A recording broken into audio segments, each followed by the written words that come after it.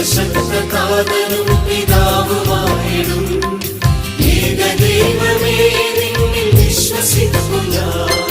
ദൃശ്യവും അദൃശ്യവും സൃഷ്ടി ചെയ്തതാ സർവശക്തനേ നിന്നിൽ വിശ്വസിക്കും ഞാൻ.